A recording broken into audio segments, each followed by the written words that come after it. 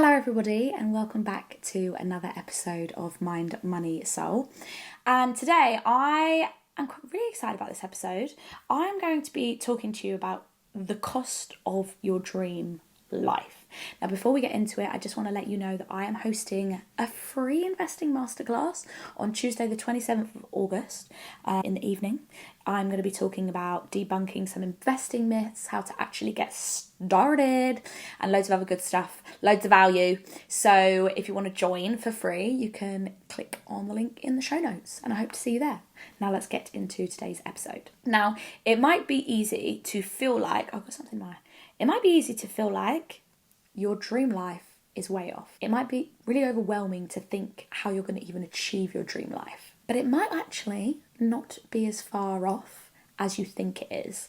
Now, humans have a tendency to over-inflate and under-inflate in the wrong places. It's kind of like that whole thing. We overestimate what we can do in a day and underestimate what we can do in 5 years.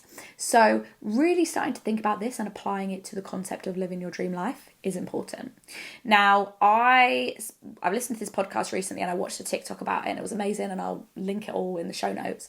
But I really want you to think about how much your dream life costs. Genuinely. No holdbacks. What do you want? Do you want lavish holidays? Do you want multiple holidays a year? Do you want a stylist? Do you want a private chef? Do you want a cleaner? Do you want a private jet? I don't know, like anything that you actually really truly want. Think about it, okay? I want you to sit down and write out exactly how much it's going to cost you annually. What does that look like? How much does all the things cost you? Gonna cost you. How much you want to be able to spend on clothes? How much you want to be able to spend on eating out? How much you want to be able to spend on giving to charity? Write it all down. And you can think about, what would I like my life to look like daily? That's going to help you understand the daily things, weekly, monthly, quarterly, annually. Okay? When you have this number of how much your life is going to cost you, probably want to have an annual number and then a monthly number, maybe. Look at that number. Really sit with it. And first of all, see how comfortable you feel with it. Does it make you feel uncomfortable? Because there's probably some money mindset things going on there that you need to work with to get comfortable with that amount of money, of having, receiving and spending and using that amount of money. But then also, how much do you feel like you need to be earning? And how comfortable do you feel with this life? How much do you comfortably need to be making to have this life? And then we want to think about it in a slightly different way than you might expect. So we need to think about cash versus assets. Cash is the physical money that you have in the bank and that you are earning from your job or from your business. Assets is, what am I invested in? What have I basically used my cash on? What have I invested my cash into? What have I spent? That is on assets, that is going up in value, that is increasing my net worth, and that I can use to pay me money in the form of dividends or income in the future. So you've got assets, and then you've got cash. Examples of assets: stocks, bonds, funds, property, business. They're the main ones. Gold, for example. Okay? Now let's imagine your dream life you've worked out is going to cost you 120 grand a year. So about £10,000 per month. Might make you wince, might make you be like, oh God, but let's just use this as an example. Now you either need to be working hard enough and have a high enough income and side hustles, all of that, to bring you £10,000 in cash every single month, right? But that's a lot of pressure. What happens if you lose that job? What happens if your business shifts? What happens if you get ill and you can't earn anymore? And that's why we need to think about protection and insurances, and we'll do a whole nother episode on that, but that is something to think about. But you'd basically be working, spending. And if you're not putting anything away and you're holding on to all of it, no matter how much you make or how rich you are still essentially living paycheck to paycheck. Okay? Or you need to think differently. And you need to think, okay, I need to be working, making money, getting cashola, putting that cash to work so that at some point my assets and my investments can pay me all or some of the money that I need to live my dream life. That is the difference. Go from thinking purely in terms of cash, but in terms of cash and asset. And then you want to think about that number and kind of compare it to where you're at right now. Maybe you're not far off from actually making that kind of salary, your dream life salary each month already. Maybe you're already close to that. Or maybe you've got a pay rise coming up. Or maybe you understand your industry and you're like, I know in 5 years I'll have that amount of cash coming in each month. Great. We love this, okay? But you have to think about not always earning this salary. You're not always going to get that. At some point, you're going to want to retire. Maybe you want to retire early. Maybe something happens, okay? Saving is for the short term, but investing is for the long term, and that's what's going to create you this dream life, because nobody got rich and lived their rich lifestyle just from saving. You have to be investing. So if you can put enough money into the stock market, of your own money, into the stock market to have assets that increase in value over time, you can slowly over time get to a point where you have created passive income for yourself. That money's growing, you're using some of it to live that dream lifestyle, and then you can take a step back from work. And obviously at some point it will be your full income and will take over you from working. Okay, you can do this with stocks, like I said, funds, bonds, property. But the key thing is knowing that you're swapping your time for money, you're growing it, and then you're using it.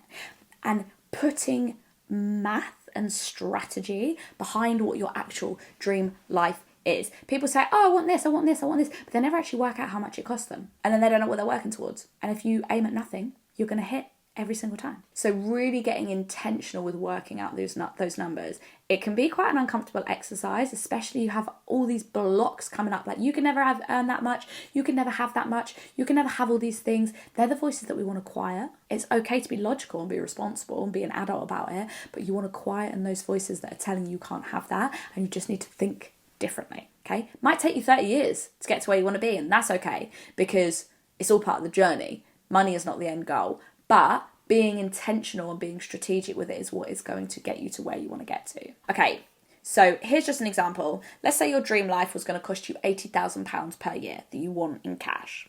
So that's about £6,500 a month, averaged out. Now, if you use the 4% rule, you would need £2 million in the stock market or in investments, so in asset value, to be able to withdraw this amount each month. Now, I refer to the stock market and funds because you can withdraw a percentage, whereas if you have a property, you can't sell off a little bit of the house. You can obviously look at having tenants or Airbnb-ing it, but that's a whole other story. So right now we're talking about investing in the stock market. Now, the 4% rule is essentially every single year you can withdraw 4% of your investments to live off of, and you leave the rest of the money in there in assets. You withdraw the 4% in cash, and those assets continue growing so that by the time next year rolls round, hopefully that 4% has basically been recovered and you never run out of money. Now, in this instance, you would always then have roughly the same amount of money in investments, right? But at some point in your life, you can draw down on that money more than 4% because you don't need all of that money when you die, right?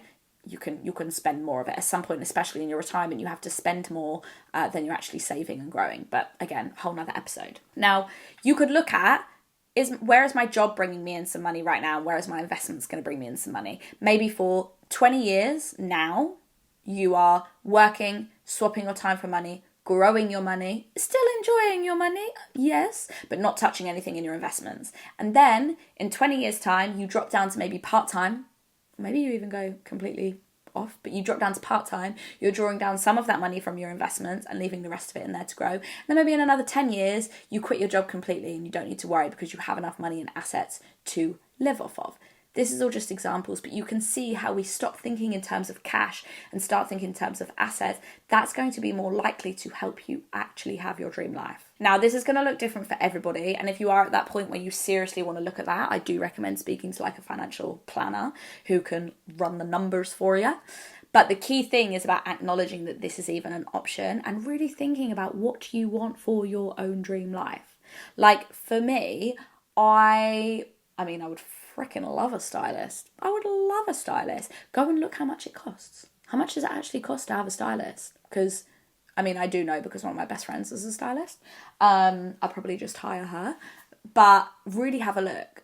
Some people are happy with one holiday a year. I will not be satisfied with one holiday a year. I want like 6 holidays a year. If I'm not travelling and I'm living in the UK, this girl needs multiple holidays. Ideally one a year. Ideally one a month.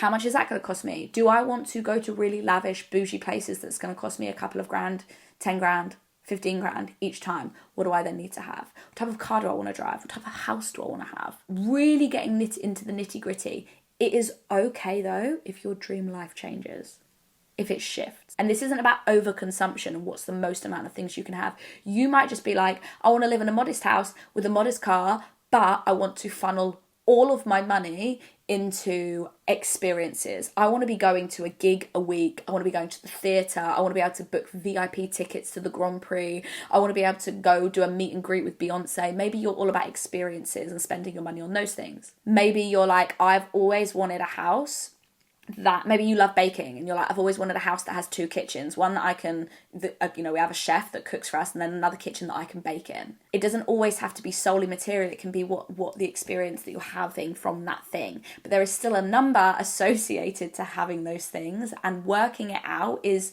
gonna help.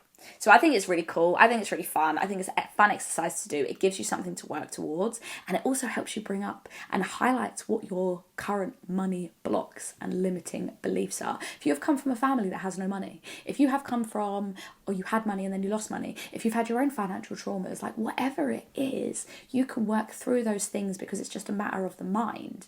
Now, I would like to caveat and say I'm very well aware of the poverty line in the UK and how some people really are in a very shit situation because of the way the economy is and the way that the country's run, but that is, again, another story for another day. And you cannot just mindset your way out of poverty. No. But if you are somebody that has food on the table, you have a job that is paying you a nice amount, and you have some money left over for some nice things in any capacity, you don't fall into that category. So you do have the opportunity to think about how you can grow your money and what that can do for you. And you do have the opportunity to think about your dream life. And why wouldn't we want to dream big and think about our dream life in that way? Why wouldn't we want to give ourselves the best version of what we can have? Why do we only want to say, nah, I just want to be able to comfortably do this or comfortably do that? Or what does even comfort mean to you? Like, seriously, what does comfort mean to you? What is that number? What's your comfort number? So that's going to look different to everybody. So I hope you found this episode interesting. It certainly was thought-provoking for me when I first heard about this concept of like actually writing down your dream life goals and numbers. As I said at the start, I'm going to be hosting a free investing masterclass on the 27th of August. Would love to see you all there. I'm going to be debunking some myths and actually giving you lots of value and helping you actually start investing. So the 4 steps to get started. And the link is in the show notes. But I hope you have an amazing week, and I will speak to you next week.